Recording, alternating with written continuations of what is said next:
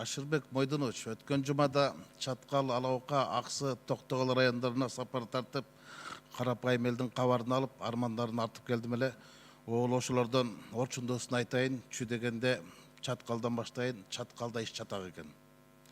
Өкмөт өзүн өгөй баласына көргөндүктөн ошол жердин жергиликтүү калкы айтып атат, биз Өзбекстандын президентине кайрылабыз деп. Айласыз арманын айтышты. Мындай жагымсыз жаңылыкты мени жандап барган өкмөттүн өкүлдөрү да угушту. Алдымда жүргөн аким да угукту, артымда жүргөн УКМКнын агенттери да угукту. Эми ойлоп көрсөңүз, Кара суунун аялдары Путинге кайрылып атса, чаткалдыктар Өзбекстандын президенти Шавкат Миромоновичке кайрылып атса, не деген мамлекет, не деген өкмөтпүз. Эл эмнеге нааразы? Эл эки гана нерсеге нааразы экен. Жергиликтүү кенчилер менен, кен каскандар менен жергиликтүү элдин ортосунда алака. Эң ириде эмгек акыга нааразы. Мына мен Кичи Чаратка да бардым, ал Терексайдагы, Эки Бакырдагы дагы, ошол жерде дагы эмгек акы, элдин эмгек акысы.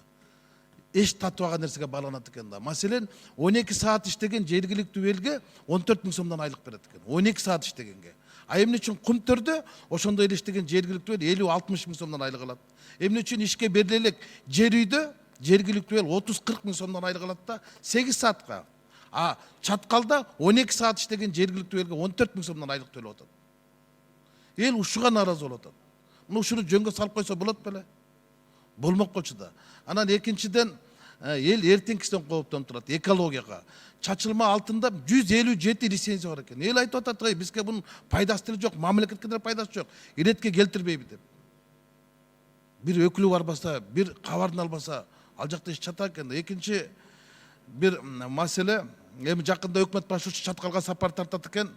Ушу Кичи Чараттагы заводдун ачылышын ачат экен. Ошо элдин көңүлүн көтөрүш үчүн айлык маяны анан соц пакетти көтөрүп келиш керек да. Ушул эки гана нерсени өзгөчө талап кылышты. Анан Токтогулдун ичке суу деген айыл бар экен. Эми ошол жерде транспорт министрлиги билбейм, каяктан андай тарифти алды. Эки көпүрө салып атыптыр.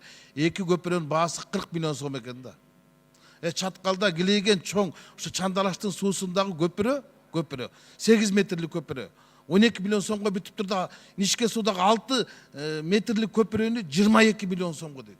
Ой, кимдер эсептеп берди аны? Жергиликтүү эл айтып атат. Андан көрө бизге 6 миллион сом акчасын эле берсинчи, өзүбүз сала алабыз деп атат. Ушул транспорт министрлигине тапшырма берсеңиз, эмне үчүн ичке суудагы 2 көпүрө ушунчалык кымбат бааланып калган? Кимдер баалаган? Анан эмне үчүн бүгүнкү күнгө чейин ошол 2 көпүрө айлык ичи бүтпөй турат? Эми 6 миллион сомго иш кылыптыр, эми уят. Канча семет кеткени, канча эл деле эсептеп берди да. Ушул эки маселеге өзгөчө бир тапшырма берип, мага маалымат берип койсоңуз рахмат.